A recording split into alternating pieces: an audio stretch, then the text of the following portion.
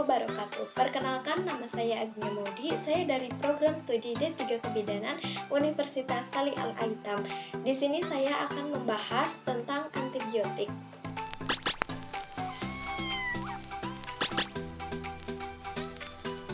Sebelum itu, kita harus tahu dulu ya, apa itu antibiotik.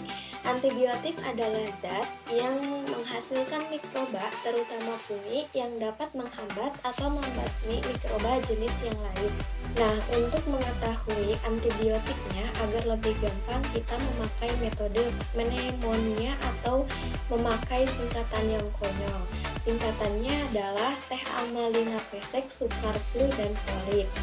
Arti dari singkatan teh amalina pesek, sukar flu, dan folin adalah T-nya tetrasiklin, A-nya aminoglikosida, M-nya makrolida, L-nya linkosamid, P-nya penisilin, S-nya sulfonamid, K-nya karbafenum, Flu-nya fluoroquinolon, dan terakhir ada polipeptida atau glikopeptida. Untuk tetrasiklin, tata namanya siklin, contoh antibiotiknya tetrasiklin dan doksisiklin, spektrum dan gramnya gram positif atau negatif, mekanisme kerjanya menghambat sintesis protein, dan untuk indikasinya untuk penyakit bronkitis kronik dan penyakit menular seksual. Dan ada aminoglikosida, tata namanya micin, contoh antibiotiknya gentamicin dan neomicin, spektrum dan gramnya gram negatif, mekanisme kerjanya menghambat sintesis protein, untuk indikasinya infeksi saluran cerna dan endokarditis. Kemudian ada makrolida, tata namanya tromisin, contoh antibiotiknya eritromisin dan azitromisin, spektrum dan gramnya gram positif, mekanisme kerjanya menghambat sintesis protein, indikasinya infeksi saluran pernapasan, pneumonia, dan penyakit menular seksual. Untuk selanjutnya ada linkosamid, tata namanya micin, contoh antibiotiknya linkomicin dan clindamicin, spektrum dan gramnya gram positif, mekanisme kerjanya menghambat sintesis protein, dan untuk indikasinya infeksi saluran pernapasan, kulit, dan tulang. Kemudian ada penisilin, tata namanya silin, contoh antibiotiknya amoksisilin dan ampicillin, spektrum dan gramnya gram positif atau negatif, mekanisme kerjanya menghambat sintesis dinding sel. Untuk indikasinya infeksi saluran pernapasan, infeksi saluran kemih, dan penyakit menular seksual.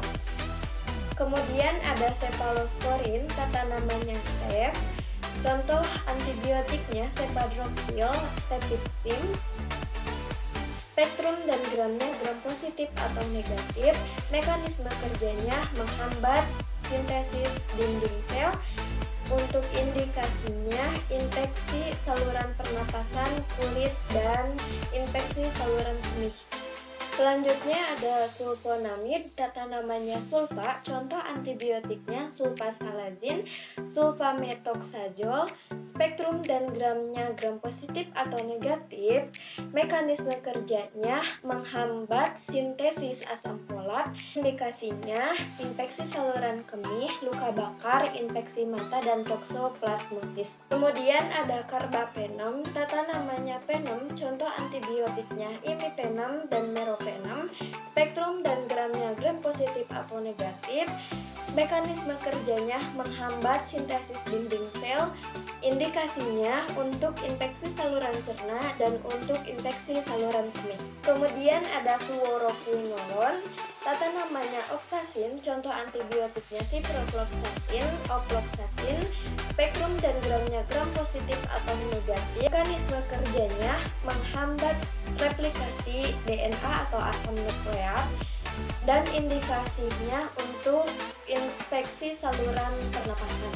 Kemudian yang terakhir ada polipeptida atau glikopeptida, tata namanya sin, contoh antibiotiknya vancomycin dan daptomycin, spektrum dan gramnya gram positif atau negatif, mekanisme kerjanya menghambat sintesis dinding sel dan indikasinya untuk MRSA, infeksi kulit, dan endokarditis.